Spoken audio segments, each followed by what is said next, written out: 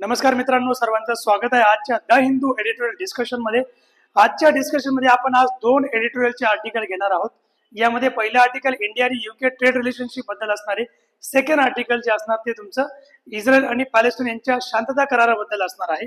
याचबरोबर दोन्ही जे आहेत आर्टिकल इम्पॉर्टंट असतील आजच्या सेशन मधले, पण त्याच्या अगोदर आपण बघणार आहेत इम्पॉर्टंट होकॅब, ज्यामध्ये आपण अँटोनिम सिनोनिम बघतो, त्यांच्यावरती आपण एक्झाम्पल डिस्कस करतो. याचबरोबर आपण आज फ्रेजेस पण घेणार आहोत. त्या फ्रेजेस एक फ्रेजेसशी संबंधित अनेक फ्रेजेस हे पण आपण डिस्कस करणार.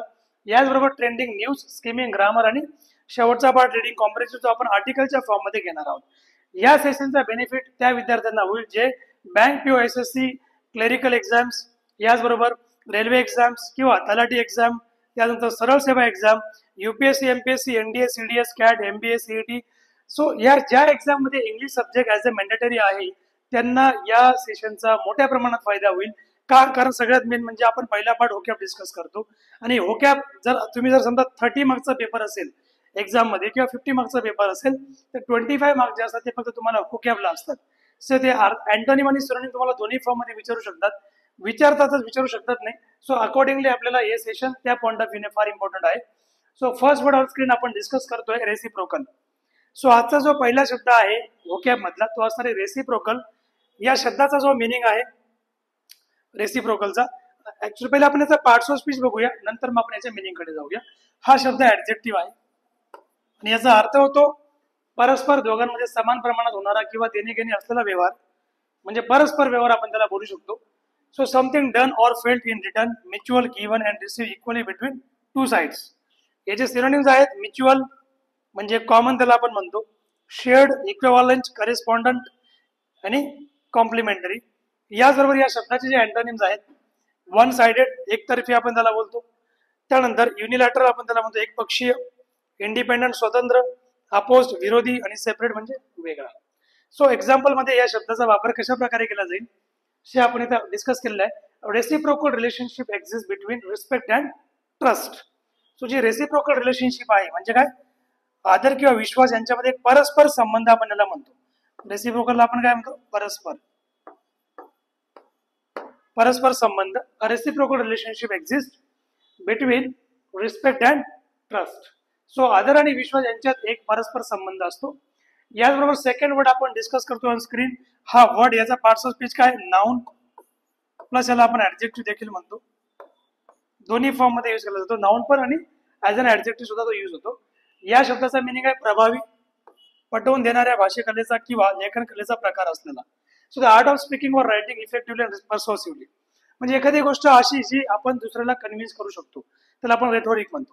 ठीक आहे. अकॉर्डिंगली आपण या शब्दाचा सिनोनिम्स बघूया. पहिला सिनोनिम काय, ओरॅटरी म्हणजेच काय, वक्तृत्व, इलोक्वन्स दॅट इज प्रभावी किंवा भाषण कला, परसोशन म्हणजेच पटवून देण्याची कला, आणि जो लास्ट वर्ड आहे सिनोनिम मधला ग्रँडिलक्वेन्स. ठीक आहे, याला आपण म्हणतो आडतेची भाषा म्हणजेच काय, वक्तृत्व करणारा.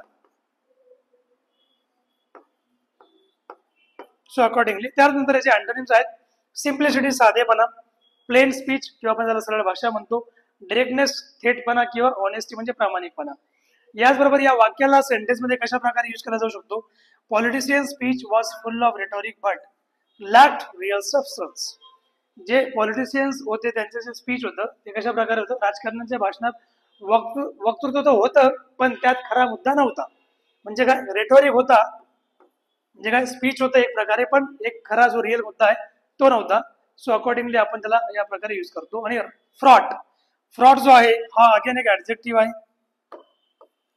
ठीक आहे. फ्रॉडचा मिनिंग काय होतो, काहीतरी गोष्टीने भरलेला आपण त्याला म्हणतो, किंवा विशेषतः वाईट किंवा चिंताजनक गोष्ट असते त्याने भरलेला, filled with the bad things.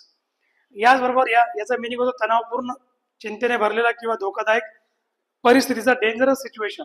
ठीक आहे. याचबरोबर मिनिंग काय होईल, field or loaded with something, usually काय असतं, अनप्लिझंट ऑर अनडिझायरेबल असतं. So full of tension, anxiety किंवा डिस्ट्रेस असा याचा मिनिंग होतो. याचबरोबर सिनोनिम फिल्ड भरलेला, लॅडन, बर्डन अँड तणावपूर्ण म्हणजे ओझ असलेला आपण त्याला म्हणतो, बर्डनसम आपण त्याला बोलू शकतो. याचबरोबर याचे अँटोनिम जे आहेत काम, शांत याचा विरुद्धार्थी शब्द आहेत. रिलॅक्स म्हणजे निर्धास्त, पीसफुल म्हणजे शांततापूर्ण, आणि इझी गोईंग म्हणजे काय, निवांत. सो फ्रॉड हा जो शब्द आहे मागील वर्षी SSC CGL मेन्स मध्ये इंग्लिश मध्ये विचारला गेला होता आणि याचबरोबर बँक POच्या मेन्स मध्ये देखील हा ॲज अ होकॅब म्हणून आलेला होता. सो हा शब्द ऑलरेडी एक्झामला बऱ्याचदा विचारला गेलेला आहे. सो त्यामुळे बघा आपल्याला शब्द फ्रॉड थोडा हार्ड वाटतो, पण याचे सिनोनिम जे असतात ते एकदम सिंपल वाटतात. बरोबर, म्हणजे लक्षात ठेवण्यासाठी तुम्हाला सगळ्यात मेन काय शब्दांचे रिव्हिजन करणं आणि इंग्लिशला चांगल्या प्रकारे वाचन करणं. नेक्स्ट आपण घेऊया इरॅटिक. इरॅटिक हा जो वर्ड आहे अगेन हा ऍडजेक्टिव्ह वर्ड आहे. याचा पार्ट्स ऑफ स्पीच काय असणार आहे? ऍडजेक्टिव्ह. इरॅटिकचा मिनिंग होतो एखादी गोष्ट इरेग्युलर, ठराविक पद्धतीचा नसलेला किंवा चंचल, अस्थिर, अंदाज न लावता येणारा आपण याला म्हणतो erratic. So not regular or consistent, unpredictable in behaviour किंवा मुवमेंट किंवा क्वालिटी. याचबरोबर lacking a fixed pattern or plan. एखादी फिक्स गोष्ट, याचा सेकंड मिनिंग आहे, दोन पद्धतीने वापरला जातो. एक या पद्धतीने याचा मिनिंग होईल आणि सेकंड मिनिंग त्याचा हा आहे. सिनोनिम काय होईल याचा? अनप्रेडिक्टेबल, इरेग्युलर, इनकन्सिस्टंट किंवा चेंजेबल. सो यांचे काय सिनोनिम्स आहेत. अँटोनिम्स काय होतील? स्टेडी, कन्सिस्टंट, रेग्युलर आणि रिलायबल. याचबरोबर एक्झाम्पल मध्ये याचा वापर होईल. हर प्रोग्रेस वॉज स्टेडी. तिचा प्रोग्रेस कसा होता? स्टेडी होता, म्हणजेच एक प्रकारे इरेग्युलर होता. And consistent through out the year. Okay, तिची प्रगती संपूर्ण वर्षभर स्थिर आणि सातत्यपूर्ण होती. अकॉर्डिंगली तुम्हाला माहिती पाहिजे. नेक्स्ट आहे कंटाउस. कंटाउस जो वर्ड आहे याचा पार्ट्स ऑफ स्पीच एक नाउन आहे. ठीक आहे, आणि एखाद्या वस्तूचा बाह्य आकार किंवा सीमारेषा किंवा त्याला आपण रेखा म्हणतो. ठीक आहे, म्हणजे एक आउटर पार्ट होतो ना आपण. हा जो वर्ड आहे कंटाउस हा शक्यतो तुम्हाला जे बॉर्डर असतात ना, बॉर्डर्स, त्या बॉर्डरशी संबंधित असतो. याचे सिनोनिम आहेत आउटलाईन, याचे मिनिंग होतो बाह्यरेषा, शेप म्हणजे आकार, फॉर्मचा मिनिंग रूप, सिलआउट म्हणजे सावलीचा आकार आपण त्याला बोलतो. याचे अँटोनिम्स आहे काय? सेंटर, कोर, इनसाइड आणि इंटेरियर. एक्झाम्पल काय येऊ शकतो आपलं? The contours of India's foreign policy have change over time. म्हणजे भारताच्या परराष्ट्र धोरणाच्या रूपरेषा ज्या आहेत, कंटोर्स म्हणजे काय त्याला आपण म्हणतो? रूपरेषा म्हणतो आपण त्याला. कंटोर्स कालांतराने बदलले आहेत. सो अकॉर्डिंग जेव्हा आपण आर्टिकल डिस्कस करणार ते आपल्याला कंटोर्स हा शब्द येणार आहे. याचबरोबर पुढचा वर्ड इनएक्सप्लिकेबली. अगेन हा जो वर्ड आहे हा ऍडवर्ब आहे. ज्या शब्दाचा लास्ट मध्ये एलवाय असतो, ज्या शब्दाच्या लास्ट मध्ये आपण एलवाय यूज करतो त्याला आपण काय बोलतो? ऍडवर्ब. इनएक्सप्लिकेबली म्हणजे काय? नॉट क्लिअर, म्हणजे असमजण्यासारखा, न समजण्यासारख्या पद्धतीने म्हणा किंवा कारण न कळण्यासारखं, स्पष्टीकरण देता न येण्यासारखं. सो याला आपण म्हणतो not clear, that is inexplicably. याचा meaning in a way that cannot be explain or understood without a clear or reason or logic. याचे सिनोनिम्स काय होतील? अनअकाउंटेबली, मिस्टरियसली, पझलिंगली अँड बॅफलिंगली. सो कारण न सांगता येण्यासारखा किंवा गूढरित्या गोंधळात पद्धतीचा असलेला किंवा चक्रावून टाकण्याच्या पद्धतीचा. सो या शब्दाचे अँटोनिम्स काय असतील तुमचे? क्लिअरली म्हणजे काय? स्पष्टपणे, अंडरस्टँडेबली म्हणजे समजण्यासारखे, लॉजिकली म्हणजे तर्कशुद्धपणे, आणि रिझनेबली म्हणजे योग्य कारणाने. सो अकॉर्डिंगली या शब्दाचा जो तुमचा एक्झाम्पल आपण त्याला घेऊ शकतो. द डॉक्युमेंट वॉज इनएक्सप्लिकेबली म्हणजे काय? Not clear. नॉट क्लिअरली बोला तुम्ही. The document was not inexplicably missing from the file. So तो दस्तऐवज फाईल मधून अकारण गायब झाला होता. सो अकॉर्डिंगली आपण त्याला बोलू शकतो इनएक्सप्लिकेबली. सो बोन होमी हा एक इम्पॉर्टंट वर्ड आहे, आणि बोन होमी हा जो आहे हा नाउन आहे, लक्षात घ्या. याचा पार्ट्स ऑफ स्पीच काय असणार आहे? नाउन. बोन होमी आपण म्हणतो ना, एक प्रकारे दोन व्यक्ती खूप दिवसानंतर एकत्र येणे, मिळणे, भेटणे. ठीक आहे, सो याला आपण बोन होमी म्हणतो. मिलनसार स्वभाव म्हणणे किंवा आपुलकी, सौहार्द्य, आनंदी वर्तन एटसेट्रा. सो याचा मिनिंग होईल cheerful, friendliness, good natured behaviour among people, a feeling of warmth and camaraderie आपण त्याला बोलू शकतो. आणि नेक्स्ट टाइम मी तुम्हाला शब्दांचं मिनिंग समजण्यासाठी किंवा लक्षात ठेवण्यासाठी आपण इमेजेसचा पण वापर याच्यामध्ये करणार आहोत, जेणेकरून तुम्हाला शब्द समजण्यास सोपा जाणार. सिनोनिम याचा आहे फ्रेंडलीनेस म्हणजे मैत्री स्वभाव, कमाराडेरी सहकार भाव, आपुलकी किंवा कॉर्डिलिटी आपण याला बोलतो सौहार्द्य, आणि जेन्युइनिटी म्हणजे आनंदी स्वभाव. याचबरोबर हॉस्टिलिटी वैरभाव, कोल्डनेस थंडपण किंवा उदासीनता, एनमिटी म्हणजे शत्रुत्व, आणि अनफ्रेंडलीनेस म्हणजे काय? अमित्रभाव. इथं आपण त्याला दुश्मन म्हणू शकतो, तिकडे आपण त्याला फ्रेंड म्हणू शकतो. एक्झाम्पल बघा, the bone Homi between the two leaders. दोन जे लीडर्स होते त्यांच्यामध्ये जे काही फ्रेंडशिप होती, फ्रेंडलीनेस होता, ड्युरिंग द समिटच्या वेळेस was appreciated by every one. 2 leader मधला जो काही फ्रेंडलीनेस होता समिटच्या दरम्यान, तो सगळ्यांनी त्याचं काय केलं, कौतुक केलं होतं. सो शिखर परिषदेदरम्यान दोन्ही नेत्यांमधील सौहार्दपूर्ण वर्तन सर्वांनी कौतुकाने पाहिले. याचबरोबर पुढचा वर्ड आहे प्युनिटिव्ह. अगेन हा ऍडजेक्टिव्ह आहे प्युनिटिव्ह. प्युनिटिव्हचा पार्ट्स ऑफ स्पीच काय, ऍडजेक्टिव्ह. लास्ट ज्या शब्दाच्या लास्टला TIV असतो तो ऍडजेक्टिव्ह असतो. याला आपण म्हणतो दंडात्मक, म्हणजे हॅव्हिंग पनिश्ड किंवा शिक्षा देणारा, दंडाशी संबंधित असलेला, याला आपण काय बोलणार, प्युनिटिव्ह बोलणार. याचा मिनिंग काय, इंटेंडेड टू पनिश समवन, एखाद्याला पनिश करणे, किंवा related to or causing punishment. Synonym काय, डिसिप्लिनरी म्हणजे शिस्त राखणारा, पिनल म्हणजे दंडनीय, रिट्रिब्युटिव्ह म्हणजे प्रत्युत्तर म्हणून शिक्षा करणारा, किंवा करेक्टिव्ह म्हणजे सुधारात्मक. सुधारात्मक आपल्याला कारवाई वगैरे म्हणतो. अँटोनिम काय याचा बघा, अँटोनिम त्याचा येईल रिवॉर्डिंग. याचबरोबर फॉरगिव्हिंग अँड रिहॅबिलिटेटिव्ह आणि मर्सीफुल, ठीक आहे, दयाळू, पुनर्वसन करणारा किंवा क्षमाशील, माफ करणारा किंवा बक्षीस देणारा किंवा अवॉर्ड देणारा आपण त्याला बोलतो. सो याचबरोबर या शब्दाला आपण कसं यूज करू शकतो एक्झाम्पल मध्ये, the government took punitive action against the officers involved in corruption. सरकारने भ्रष्टाचारात सामील अधिकाऱ्यांवरती दंडात्मक कारवाई केली, म्हणजे पुनिटिव्ह ऍक्शन केली. जिला पनिशमेंट असेल अशी ऍक्शन करणे, त्याला आपण पुनिटिव्ह म्हणतो. जर तुम्हाला विचारला गेला पुनिटिव्ह शब्दाचा अर्थ काय, सरळ सोप्या भाषेत मराठीमध्ये दंडात्मक होतो, इंग्लिशमध्ये हॅव्हिंग पनिश्ड, ज्याला शिक्षा असेल असा. आता करप्शन करणे म्हणजे ऑब्व्हियसली जर ते निदर्शनात आलं तर त्याच्यावरती कारवाई सरकार घेऊ शकतो आणि त्याला शिक्षा करू शकतो. याचबरोबर रिप्राईव्ह शब्दाचा मिनिंग आहे तात्पुरता दिलासा किंवा शिक्षा स्थगित करणे, आपण म्हणतो थोडा वेळ सूट देणे असं आपण त्याला बोलू शकतो. सो याचा मिनिंग जो आहे टेम्पररी रिलीफ देणे, थोडा वेळसाठी रिलीफ देणे. Delay or from punishment, pain or trouble or cancel something. Postpone करणे एखाद्याची पनिशमेंट किंवा डेथ सेंटेन्स पोस्टपोन करणे. याचे सिनोनिम आहेत पार्डन क्षमा करणे, सस्पेन्शन स्थगिती, डिले म्हणजे विलंब, आणि रिलीफ म्हणजे दिलासा. अँटोनिम्स काय आहेत, पनिशमेंट शिक्षा करणे, कंटिन्युएशन पुढे चालू ठेवणे, एन्फोर्समेंट तर माहिती आहे सगळ्यांना अंमलबजावणी करणे, आणि कॉन्डेमनेशन म्हणजे काय, दोषारोप दंडादेश आपण त्याला बोलतो. एक्झाम्पल मध्ये कसं यूज होईल, the prisoner was granted a reprieve just hours before his execution. कैद्याला फाशीच्या काही तास आधीच शिक्षेची स्थगिती देण्यात आली होती. ठीक आहे. नेक्स्ट आपण घेऊया कॉन्टेन्शियस. अँड दिस कॉन्टेन्शियस वर्ड, याचा अर्थ, याचा पार्ट्स ऑफ स्पीच काय, तुमचा ऍडजेक्टिव्ह आहे. आपण रिप्राईव्हचा पार्ट्स ऑफ स्पीच बघितला नव्हता, सो तुम्हाला मी सांगून देतो रिप्राईव्ह म्हणजे काय. रिप्राईव्हचा पार्ट्स ऑफ स्पीच आहे वर्ब, आणि कॉन्टेन्शियसचा पार्ट्स ऑफ स्पीच आहे ऍडजेक्टिव्ह. ज्या शब्दाच्या लास्ट मध्ये OUS लागतो त्याला आपण काय म्हणतो, ऍडजेक्टिव्ह म्हणतो.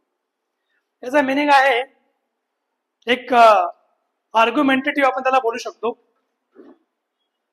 वाद निर्माण करणारा, भांडखोर, तर्कप्रिय आपण असं त्याला बोलू शकतो. म्हणजे causing or likely to cause disagreement किंवा argument, someone who often argues or is controversial. या शब्दाचा जो सिनोनिम असतो त्याला आपण म्हणतो कॉन्ट्राव्हर्शियल, आर्ग्युमेंटेटिव्ह, डिस्प्युटेशियस आणि कॉरलसम. म्हणजे वादग्रस्त असलेला किंवा वादप्रिय असलेला, भांडखोर असलेला. आणि अँटोनिम्स काय याचे, पीसफुल शांततापूर्ण, शांतिप्रिय आपण त्याला बोलू शकतो, ऍग्रीएबल बोलू शकतो, आणि कॉन्ट्राव्हर्शियल बोलू शकतो, आणि हार्मोनियस बोलू शकतो. आता समजा हा जो वर्ड तुम्हाला येणार आहे जेव्हा आपण इस्रायल आणि हमासचं किंवा ते पॅलेस्टाईनचं आर्टिकल डिस्कस करणार, ठीक आहे, तर तुम्हाला हा शब्द तिथं बघायला मिळणार आहे. याचा जो एक्झाम्पल आहे, the new education policy has become a contentious issue. Contentious issue among teachers. नवीन जे काही शैक्षणिक धोरण आहे हे शिक्षकांमध्ये एक प्रकारे वादग्रस्त विषय बनलेला आहे. ठीक आहे. कॉन्टेन्शियस इश्यू म्हणजे काय, वादग्रस्त. याचबरोबर रिलेंटलेसचा अर्थ तो थांबवताना येणारा किंवा अखंड आणि सातत्यपूर्ण, याला आपण काय बोलतो, रिलेंटलेस. याचा ऍडजेक्टिव्ह, याचा पार्ट्स ऑफ स्पीच काय, ऍडजेक्टिव्ह आहे. ज्या वर्डच्या लास्टला LASS असतो त्याला आपण ऍडजेक्टिव्हच म्हणतो. ठीक आहे. सिनोनिम काय, परसिस्टंट सातत्यपूर्ण, अनएल्डिंग न झुकणारा, डिटरमाइन म्हणजे निर्धारशील, आणि अनरेमिटिंगचा मिनिंग होतो अखंड किंवा सलग. याचबरोबर अँटोनिम्स काय आहेत, इंटरमिटंट विराम घेणारा किंवा अर्धवट चालणारा, ओकेजनल कधी कधीच होणारा, आणि वीक म्हणजे काय, कमजोर किंवा दुर्बळ, इल्डिंग म्हणजे झुकणारा. एक्झाम्पल आपण याचं बघूया. The soldiers face relentless attacks but held their ground. म्हणजे सैनिकांनी अखंड हल्ल्यांचा सामना केला तरी त्यांनी आपले स्थान टिकवले. अकॉर्डिंगली असा याचा मिनिंग होतो. आणि या प्रकारे पुढचा वर्ड आपण इथे पार्टिसन हा एक ऍडजेक्टिव्ह आहे आणि याला आपण नाउन म्हणून सुद्धा यूज करतो. ऍडजेक्ट याला आपण पक्षपाती म्हणतो. आपण पार्टिसनचा मिनिंग काय होतो? पक्षपाती, म्हणजे पार्शलिटी करणारा. ठीक आहे. याच याचा मिनिंग होतो एका पक्षाचा. एक पक्ष म्हणजे एक बाजू मांडणारा, एक बाजू घेऊन चालणारा, कारण किंवा व्यक्तीकडे अत्याधिक समर्थन करणारा किंवा पक्षपाती आपण याला बोलू शकतो. याचबरोबर ॲज अ नाउन म्हणून याचा मिनिंग काय होईल? एखाद्याचा पक्षाचा कट्टर समर्थक असलेला. जेव्हा आपण आर्टिकल बघणार आहोत इस्रायल आणि पॅलेस्टाईनचं रिगार्डिंग, हा वर्ड तुम्हाला तिथे येणार आहे. ठीक आहे. सो अकॉर्डिंगली याचा ऍडजेक्टिव्ह म्हणून मिनिंग काय? Strongly supporting a particular party, एखाद्या पार्टीला एकदम स्ट्रॉंग सपोर्ट देणारा. कॉज एखाद्याचा कारणासाठी सपोर्ट देणारा. किंवा person often without considering other views, दुसऱ्याचे मत किंवा दुसऱ्याचे विचार न मानता एका पार्टीलाच तो काय करतो? सपोर्ट करतो. आणि याला आपण ऍज अ नाउन काय मिनिंग येणार? Firm supporter of political party, cause or person. याचबरोबर याचा सिनोनिम आपण बघूया. सिनोनिम याचा होतो बायस्ड, म्हणजे काय? पक्षपाती. याचा सिनोनिम दुसरा काय? फॅक्शनल आहे, गटबद्ध किंवा पक्षीय. सपोर्टर समर्थक. आणि ऍडहेरंटचा मिनिंग होतो अनुयायी. याचबरोबर याचा अँटोनिम काय? न्यूट्रल, म्हणजे तटस्थ असलेला. इम्पार्शियल निष्पक्ष. अनबायस पक्ष न धरलेला. आणि ऑब्जेक्टिव्ह म्हणजे वस्तुनिष्ठ. एक्झाम्पल मध्ये याला यूज केला गेला तर डिबेट बिकेम पार्टिसन. डिबेट कशी झाली? पक्षपाती झाली. With members defending only their parties views. चर्चा पक्षपाती झाली, सदस्य फक्त त्यांच्या पक्षाच्या दृष्टिकोनाचे समर्थन करत होते. असा या सेंटेन्सचा मिनिंग आहे. याचबरोबर सिमेंटिंग द डील. आता आपण हे आजचे जेवढे पण सिनोनिम अँटोनिम्स होते हे आपण डिस्कस केलेले. आता आपण पुढे जातोय फ्रेजेस कडे. ठीक आहे. ऍक्च्युली इथं फ्रेजेस नाव द्यायचं माझ्याकडून राहिलेलं आहे, पण ह्या ज्या आता आपण डिस्कस करतोय, फ्रेजेस डिस्कस करतोय, इडियम्स अँड फ्रेजेस. याच्यातली पहिली जी फ्रेज आहे ती आहे तुमची cementing the deal. Cementing the deal ही तुम्हाला आजचे जे काही आर्टिकल आहे त्याच्या संदर्भात येणारच आहे. आणि याचा जो एक प्रकारे मिनिंग होतो, मिनिंग काय त्याचा? स्ट्रेंथनिंग और सॉलिडिफाइंग एन अग्रीमेंट और रिलेशनशिप, करार पक्का करणे किंवा मजबूत करणे. सिमेंटिंग द डील म्हणजे काय? To make deal stronger. ठीक आहे. सो याचा जो सेंटेन्स मध्ये यूज होतो, the visit further cemented the trade deal sign in July. भेटीमुळे जुलैमध्ये झालेला व्यापार करार आणखी मजबूत झाला. म्हणजे एखादी गोष्ट काय? डील म्हणजे ट्रेड किंवा एखादी डील असेल तुमची, ती मजबूत करणे, स्ट्रॉंग करणे. याचबरोबर पुढच्या आपण वर्डकडे जाऊया. आता सिमेंटिंग द डील याच्याशी संबंधित काही तुम्हाला मी फ्रेजेस दिलेले आहेत ज्यांचा सेम मिनिंग होतो. ठीक आहे. सेम मिनिंग म्हणजे कसं? एक प्रकारे जसं या प्रकारे करार पक्का करणे, मजबूत करणे, एखादी गोष्ट स्ट्रॉंग करणे, जसं सिमेंटिंग द डीलचा मिनिंग आहे. सिमिलरली यांचा देखील या ज्या फ्रेजेस आहेत, 7 फ्रेज मी तुम्हाला दिलेल्या आहेत, यांचा मिनिंग देखील अशा प्रकारेच होतो. सिमेंटिंग द डीलची पहिलीची फ्रेज रिलेटेड ती आहे स्टील द डील. आणि ह्या ज्या फ्रेज आहेत या सिमेंटिंग द डीलशी काय संबंधित आहेत, म्हणजेच काय? सेम मिनिंग आहे दोघांचं. हिचे सिनोनिम्स किती आहेत? हे सगळे आले. क्लोज द डील म्हणजे डील फायनल करणे, क्लोज करून टाकणे. स्ट्राईक अ डील मजबूत करणे. Forge an agreement, agreement final करणे. लॉक इन द डील, डीलला लॉक करून टाकणे. रॅटिफाय द अग्रीमेंट, अग्रीमेंटला रॅटिफाय करणे. आणि strengthen the ties relations. Same meaning आहेत, मिनिंग मध्ये फरक नाहीये. सो तुम्हाला अँटोनिम सिनोनिम मध्ये कामं देणार आहे. याचबरोबर पुढचं आपण जाऊया. हा, आणि अजून एक सांगतो, याच्यावरती एक्झामला प्रश्न जर विचारला गेला तर तुम्हाला असं विचारलं जाईल, which of the following phrase having the same meaning with the phrase cementing the deal. Cementing the deal या फ्रेजशी संबंधित असलेली जी समानार्थी फ्रेज आहे ती कुठली आहे? असे तुम्हाला 4-5 पर्याय देतील किंवा काही एक्झाम मध्ये 4 पर्याय देतील. यातून तुम्हाला हे सगळे मी तुम्हाला सिनोनिम दिलेले तिचे. ठीक आहे. नेक्स्ट आपण घेऊया पुढचा नेक्स्ट कीननेस टू डीपन. आता ही जी फ्रेज आहे हिचा मिनिंग काय होतो? इगरनेस किंवा विलिंगनेस टू एनहान्स और स्ट्रेंथन समथिंग. एखादी गोष्ट स्ट्रॉंग करण्यामध्ये किंवा ती वाढवण्यामध्ये आपली इच्छाशक्ती दाखवणे किंवा आपली एक प्रकारे आपण म्हणू शकतो की उत्सुकता दाखवणे. ठीक आहे. एखादी गोष्ट वाढवण्यासाठी उत्सुकता किंवा इच्छाशक्ती शो करणे. आणि याला वाक्यात आपण कसं यूज करणार?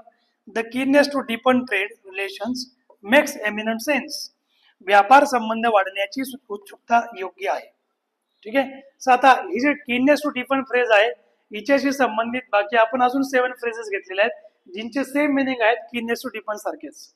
पहिली आहे एगर टू स्ट्रेंथन, सेकंड आहे कीन ऑन फॉस्टरिंग, थर्ड असणार आहे कमिटेड टू एनहान्सिंग, फोर्थ आहे फोकस्ड ऑन स्ट्रेंथनिंग, आणि फिफ्थ आहे इंटेंट ऑन डीपनिंग, आणि फिफ्थ आहे तुमची 6 नंबर परस्युइंग विथ एन्थुसियाझम, 7 आहे ड्राय टू एनहान्स. म्हणजे या ज्या फ्रेजेस आहेत 7 इंचे जे मिनिंग आहेत ते कीननेस टू डीपन इंच्या सारखेच असणार आहेत. याचबरोबर आपण जाऊया पुढच्या सेकंड नंबरकडे, not lost on. Not lost on, आता आपण याचा मिनिंग काय लावतो शब्दशः, एखादी गोष्ट गमावणे, न गमावणे, ठीक आहे. पण याचा आपण तसा मिनिंग घेत नाही. मिनिंग कसा आहे, as a phrase understood or notice by someone, not overlooked, लक्षात आणणे किंवा दुर्लक्ष करणे एखाद्या गोष्टीकडे. म्हणजे एक्झाम्पल काय, this is not lost on the political leadership either, हे राजकीय नेतृत्वालाही लक्षात आले नाही. This is not lost on the political leadership either, म्हणजे एखादी गोष्ट लक्षात नाही येणे असं आपण त्याला बोलतो. आणि नॉट लॉस्ट ऑन याच्याशी रिलेटेड ज्या काही फ्रेजेस आहेत तुमच्या, त्या आपण अशा 6 फ्रेजेस घेतलेल्या आहेत जिंचे सेम मिनिंग आहेत नॉट लॉस्ट ऑन या फ्रेज सारख्या. पहिली आहे strike a chord, second ring true, तिसरी hit home, number 4 make an impression, number 5 take notice of, आणि नंबर 6 तुमचे असणारे रजिस्टर विथ समवन. सो या फ्रेजेसचा सेम मिनिंग आहे दिलेल्या फ्रेज सारखाच. शेवटची फ्रेज आपण घेतोय without first and ego. Without first and ego या फ्रेजचा मिनिंग होतो smoothly without unnecessary complication or pride, अडथळा न आणता किंवा अहंकार न ठेवता, याला आपण म्हणतो without first and ego.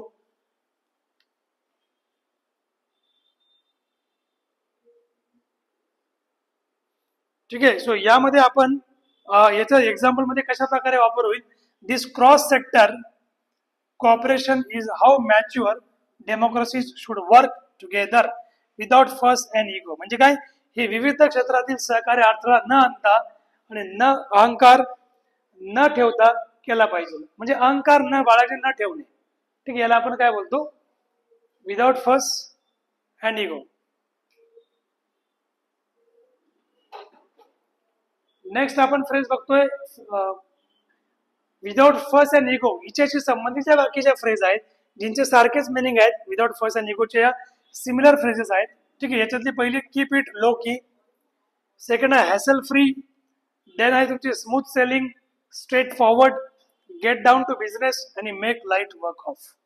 So या फ्रेजेसचा जो मिनिंग आहे तो सेम आहे तुमचा अकॉर्डिंगली. आता आपण जातोय आर्टिकलकडे.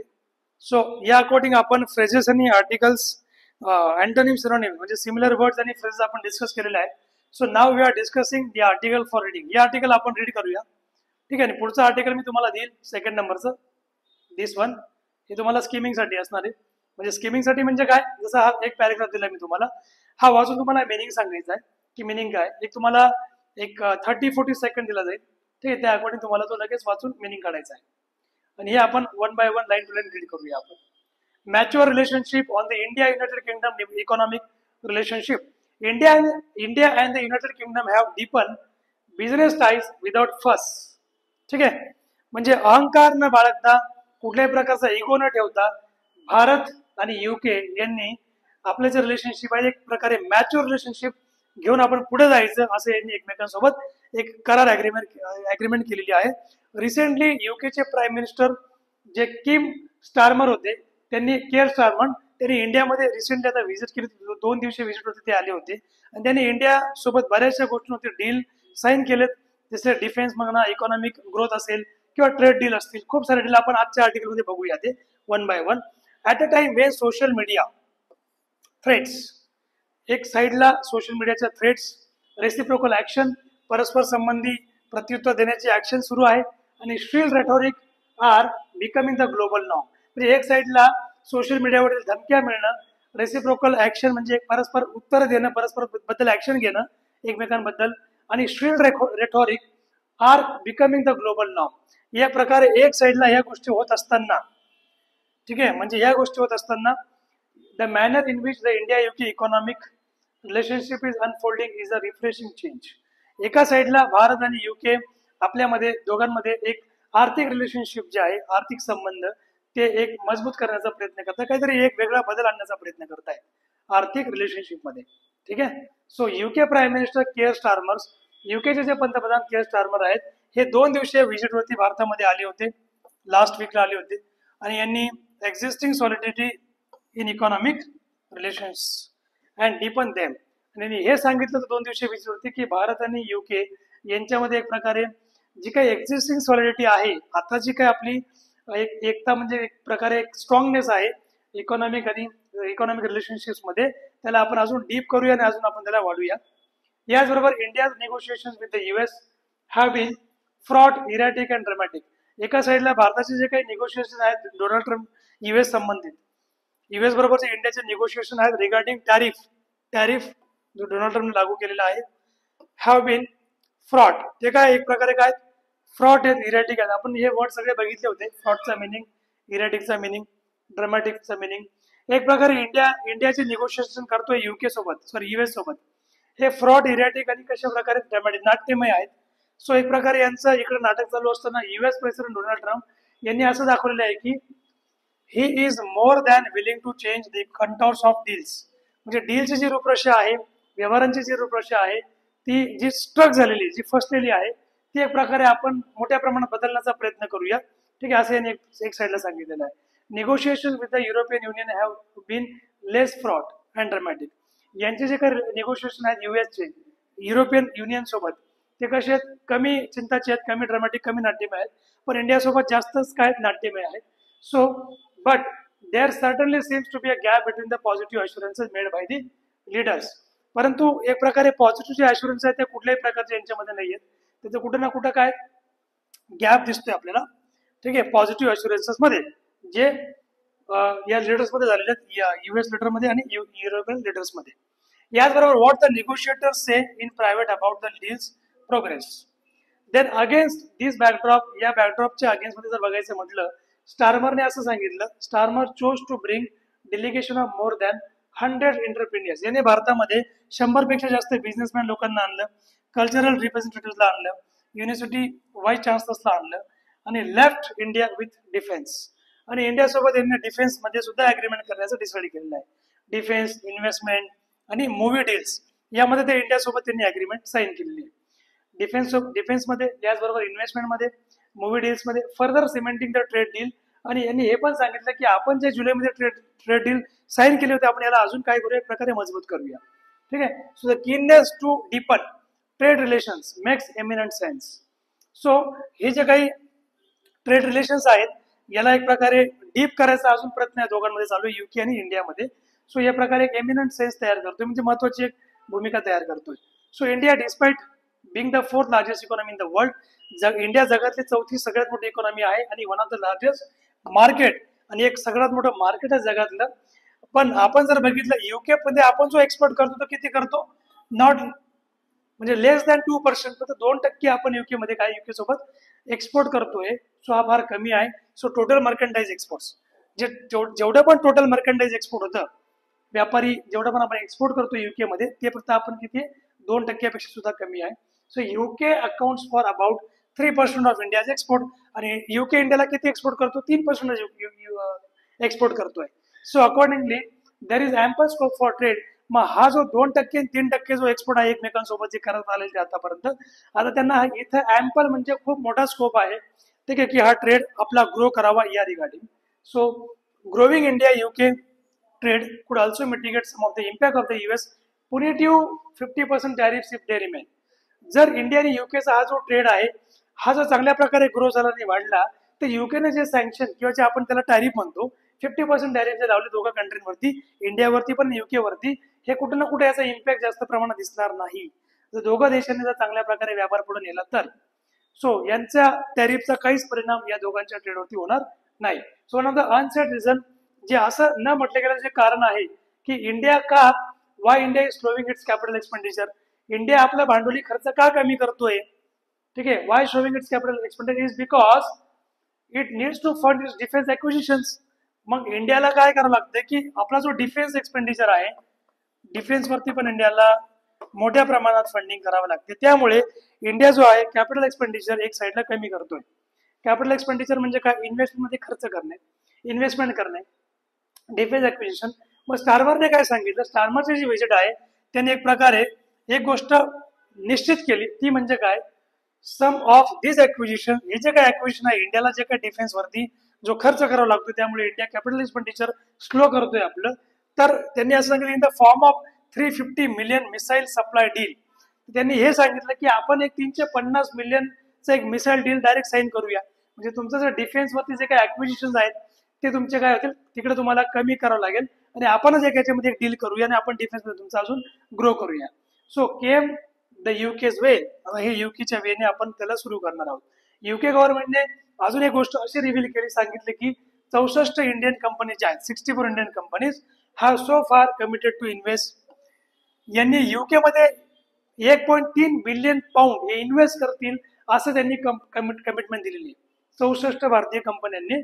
आणि it goes without saying that.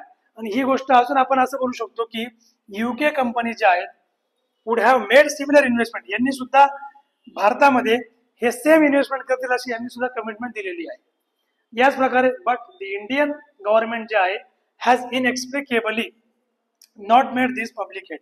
पण भारताने अजून या कमिटमेंट जे आहेत, जसं की 64 कंपनी आपल्या युके मध्ये एवढ्या मोठ्या प्रमाणात जी इन्व्हेस्टमेंट करणार, 1.3 बिलियन पाऊंडची इन्व्हेस्टमेंट करणार, अजून भारतीय गव्हर्नमेंटने या गोष्टी अजून पब्लिकली डिक्लेअर नाही केलेल्या आहेत.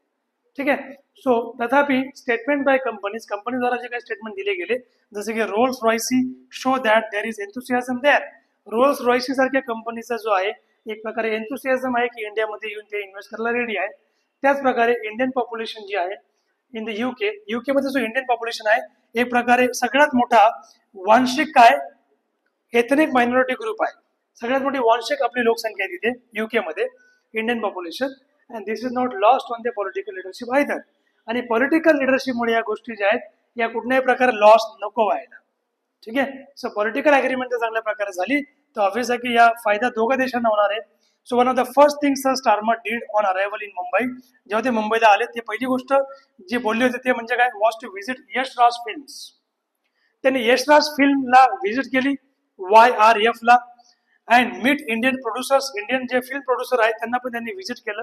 आणि रिझल्ट वॉज दॅट, याचा परिणाम काय झाला की YRF has committed to shoot 3 films in the UK. त्यांनी हे सांगितलं की आम्ही युके मध्ये 3 फिल्म शूट करणार. आणि 2 युके युनिव्हर्सिटीज ने हे सांगितलं, ही कमिटमेंट दिली की ते त्यांचे कॅम्पस जे आहेत committed to opening campuses in India. म्हणजे 3 YRF म्हणजे काय? यशराज फिल्म आपल्या 3 मूवी युके मध्ये शूट करतील आणि युकेच्या 2 टॉप ज्या युनिव्हर्सिटीज आहेत ते इंडियामध्ये येऊन कॅम्पस ओपन करणार आहेत. दिस क्रॉस सेक्टर कॉपरेशन, हे जे काही क्रॉस सेक्टर कॉपरेशन आहे, एकमेकांना सहकार्य करण्याची जी भावना आहे, एक प्रकारे कुठे ना कुठे एक mature democracies should work together. यालाच आपण म्हणतो की 2 मॅच्युअर डेमोक्रेसी जर सोबत काम करत असतील तर कुठल्याही प्रकारचा अहंकार न बाळगता, कुठल्याही प्रकारचा इगो न ठेवता फक्त बिझनेसवर फोकस करतील. ठीक आहे. त्यांना फक्त काय करायचं? बिझनेस करायचा. कुठल्याही प्रकारचा अहंकार नाही बाळगायचा, कुठल्याही प्रकारचं एक प्रकारे अहंकार शो नाही करायचा आहे. सो अकॉर्डिंगली फक्त काय करायचं? बिझनेस करायचा आहे. सो या प्रकारे आपण हे आर्टिकल डिस्कस केलं. आता आपण सेकंड आर्टिकलकडे जातोय. हे आर्टिकल मी तुम्हाला स्किमिंगसाठी देतोय. स्किमिंग म्हणजे काय? तुम्हाला वाचायचं नाही, मिनिंग समजून घ्यायचं आहे. Pause not peace on the Hamas Israel cease fire agreement. आता या आर्टिकलमध्ये काय हमास आणि इस्रायलची पीस अग्रीमेंट बद्दल आहे. यामध्ये डोनाल्ड ट्रम्प यांनी हे सांगितलेलं आहे, should play the honest broker not a partisan patron. पक्षपाती भूमिका नाही करायला पाहिजे डोनाल्ड ट्रम्पने इथे. डोनाल्ड ट्रम्पने एक प्रकारे काय केलं पाहिजे? एक प्रकारे एक प्रामाणिक इंटरमिजिएट म्हणून, मध्यस्थी म्हणून काम केलं पाहिजे. एक पक्षपाती म्हणून भूमिका नाही घेतली पाहिजे, म्हणजे एका पार्टीची भूमिका नाही घेतली पाहिजे, एका देशाची बाजू नाही मांडली पाहिजे. अशा प्रकारे आर्टिकल मध्ये म्हटलं जात आहे. सो हे पूर्ण आर्टिकल रीड करून घ्या एक 30 seconds.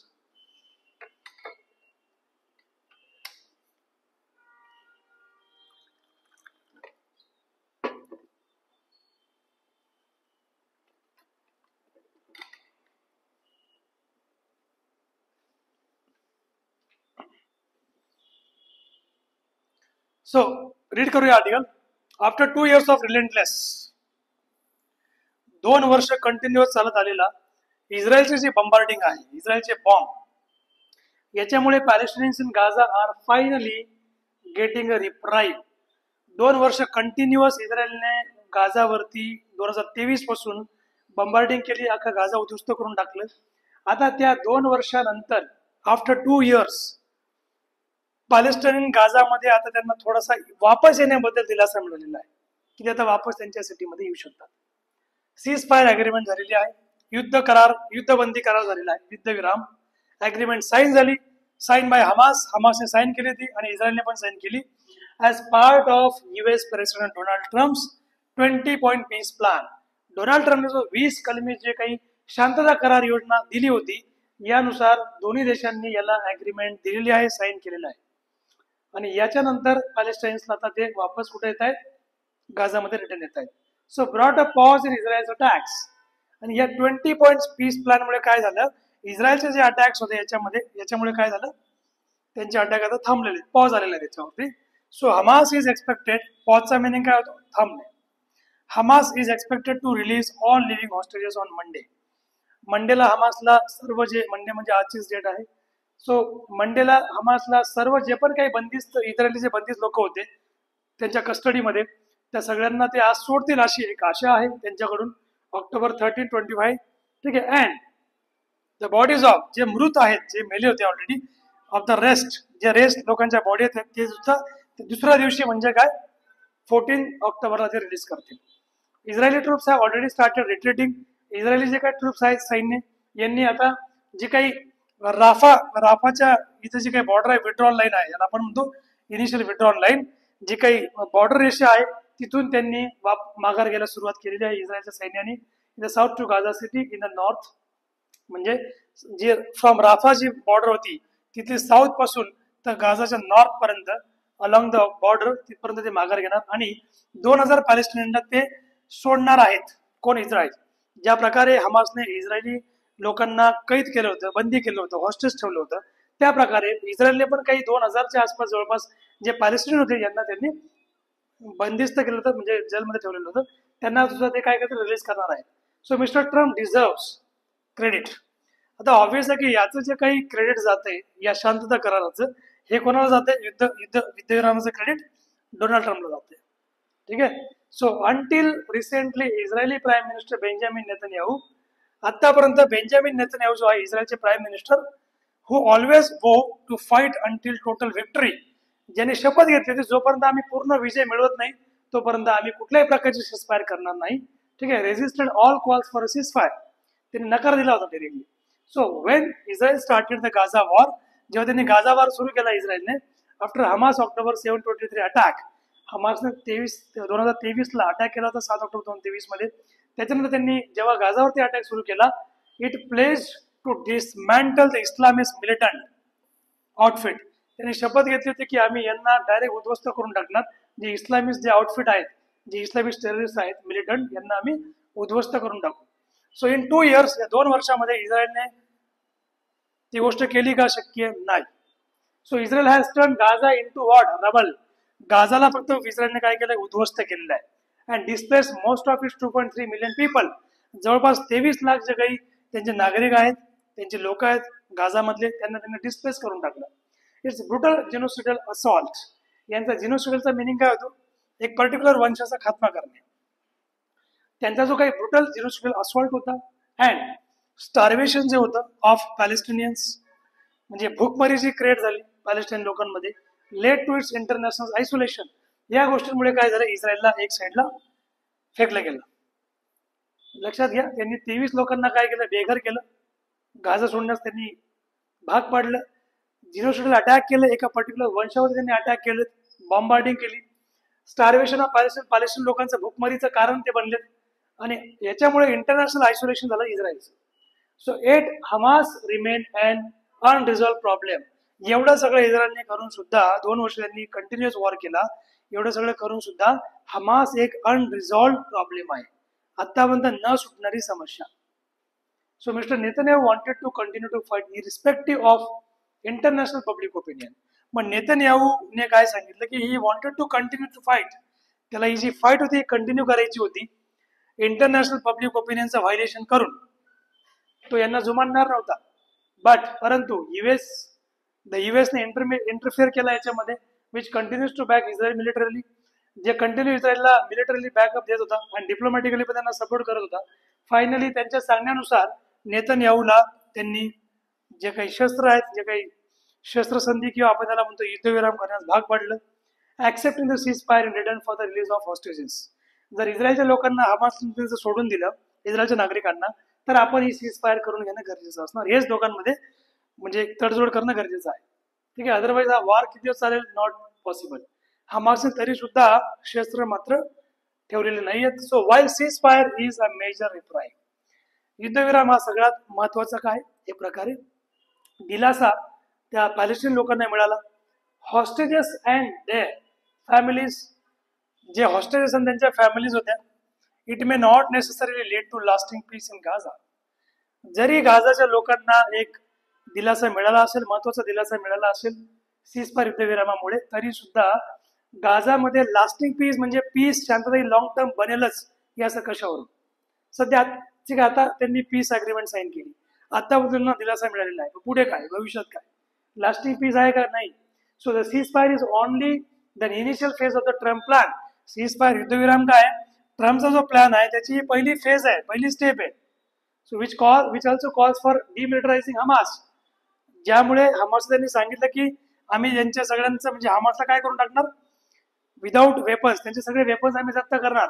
Placing Gaza under an international governance body. गाझाला आम्ही आंतरराष्ट्रीय जे काही प्रशासकीय जी संस्था आहे त्याच्या अंडरमध्ये आम्ही गाझाला ठेवणार. आणि इंटरनॅशनल जे काही स्टॅबिलायझेशन फोर्स आहे आम्ही तिला डिप्लॉय करणार गाझाच्या सिक्युरिटीसाठी. म्हणजे गाझावरती कुठल्याही प्रकारचा इस्रायल अटॅक करणार नाही. Why, because there will be a presence of international stabilisation force. आणि अकॉर्डिंगली इन इट्स रिस्पॉन्स, आणि याला एक रिस्पॉन्स म्हणून, ट्रम्प प्लॅनचा रिस्पॉन्स म्हणून, Hamas agreed to release the hostages. आणि हमासने हॉस्टेजला का रिलीज केलं की त्यांनी डोनाल्ड ट्रम्पचा जो हा 20 पॉईंट जो पीस अग्रीमेंट होता त्याला फक्त त्यांनी मानून या हॉस्टेलने सोडलं, but remain non committal on the other terms. त्यांनी फक्त जर सोडलं असेल तर ते फक्त पीस अग्रीमेंट झाली म्हणून, बाकी अदर टर्मला ते अग्री करायला रेडी नाहीयेत. सो अनदर कॉन्टेन्शियस इश्यू, दुसरा जो काही वादग्रस्त मुद्दा आहे तो असा, is the continuing presence of the Israeli defence forces. IDF, Israel defence फोर्सला काय म्हणतात, IDF म्हणतात. गाझामध्ये IDFचा कंटिन्युअस प्रेझेन्स हा एक सगळ्यात वादग्रस्त मुद्दा आहे, ज्या गोष्टीला हमास ऍक्सेप्ट करत नाहीये. आफ्टर द इनिशियल विड्रॉल त्यांनी केल्यानंतर IDF will still control some 53% of Gaza. म्हणजे इनिशियल विड्रॉल जरी त्यांच्या फोर्सेसने केला असेल IDFच्या, तरी सुद्धा 53% गाझा त्यांच्या कंट्रोलमध्ये असणार आहे. म्हणजे अजून सुद्धा आहे. Mister Trump is expected. मग हमासचं म्हणणं काय, यांना इथून घुसको, यांना इथून मागे का. So mister Trump is expected to travel to Egypt on Monday. म्हणजे ट्रम्प मंडे या दिवशी इजिप्तला जाणार अशी आशा आहे. टू अटेंड समिट, एक समिट अटेंड करण्यासाठी जी गाझाशी संबंधित असणार आहे. आंतरराष्ट्रीय लेवलची समिट आहे आणि ही अतिशय महत्वपूर्ण असणार आहे पॅलेस्टाईनसाठी. ठीक आहे. So French president Emmanuel Macron जे फ्रेंचचे राष्ट्राध्यक्ष आहेत, आणि ब्रिटिश प्राईम मिनिस्टर असेल जे कियर स्टारमर, हे देखील या समिटमध्ये प्रेसिडेंट असलेल्या शिखर परिषदेमध्ये. So the renewed international attention on the Palestine question is a positive development. आणि अशा प्रकारे जी शिखर परिषद होते इजिप्तमध्ये, याच्यावरती एक प्रकारे आंतरराष्ट्रीय एक लक्ष वेधलं गेलं. हा सगळ्यात एक महत्वाचा काय पॉझिटिव्ह डेव्हलपमेंट आहे. ठीक आहे. म्हणजे पॅलेस्टाईनच्या प्रश्नावरती एक प्रकारे आंतरराष्ट्रीय लक्ष एक प्रकारे विचलित केलं गेलं, म्हणजे दिलं गेलं. हे एक पॉझिटिव्ह डेव्हलपमेंट पॅलेस्टाईनसाठी आहे किंवा वर्ल्ड पीससाठी आहे. So but the question is whether these deliberations can bridge the gaps in Israeli and Palestinian positions. पण ही जे काही समिट होणार आहे, इथे जे काही प्रेसिडेंट, जे काही नेते लोक किंवा लीडर्स इथे जे काही या समिटला पार्टिसिपेट होणार आहेत, पण याच्यामुळे यांच्यामधले जे काही इश्यूज आहेत, जे काही गॅप्स आहेत, हे जे काही म्हणजे दरी आहे दोघांमधली पॅलेस्टाईन इस्रायल, या दरीला ते भरून काढतील का, हा एक मोठा प्रश्न आहे. ठीक आहे. लिडिंग टू लास्टिंग पीस आणि कंटिन्युअस म्हणजे लॉंग टर्म पीस तर देऊ शकता का दोघा देशांमध्ये. So Hamas is unlikely to accept, म्हणजे या गोष्टी आपल्याला बघायच्या यांच्या समिटमध्ये. So Hamas is unlikely to accept demands to dismantle itself. Hamas स्वतःला नष्ट करण्याची जी काही त्यांची डिमांड आहे की आम्ही पूर्णपणे शस्त्र टाकून द्यायला पाहिजे खाली, या डिमांडला तो बिलकुल पण ऍग्री नाहीये. एक साईडला ऍग्री होताना दिसत नाहीये. Certainly not after fighting Israeli forces for 2 years. 2 वर्षापासून तो इस्रायलच्या फोर्सेस सोबत लढतोय आणि 2 वर्षापासून लढतोय, अजून तो पण लढतोच आहे. सो त्या अकॉर्डिंग त्याने आता शस्त्र टाकले नाहीत, तर तो याच्या पुढे शस्त्र ठेवणार आहे का खाली, डिसमेंटल होणार का पूर्णपणे. त्याला ही जी काही मीटिंग आहे वर्ल्ड लेवलची जी इजिप्तमध्ये होणार आहे, यामुळे त्याच्यावर काही परिणाम होणार का, त्यांना काही डिसमेंटल करू शकतात काही leaders. But it could be pressure to relinquish power in Gaza for a Palestine authority. but it could be pressured to relinquish power in Gaza for a Palestinian authority. जी पॅलेस्टाईन ऑथॉरिटी आहे गाझामधली, ते या पॉवरला ते करू शकतात का, गाझाची power ते सोडू शकतात का, हा एक मोठा प्रश्न आहे. गाझामधली power backed by international actors while Israel should be persuaded to leave. इस्रायलला एक प्रकारे तिथून काढणं गरजेचं आहे. For mister Trump hopes for lasting peace. Mister Trump जो आहे याने लास्टिंग पीस साठी काम केलं पाहिजे, लॉंग टर्म पीस साठी, म्हणजे परमनंट पीस दिली पाहिजे पॅलेस्टाईनसाठी. He should act as an independent broker.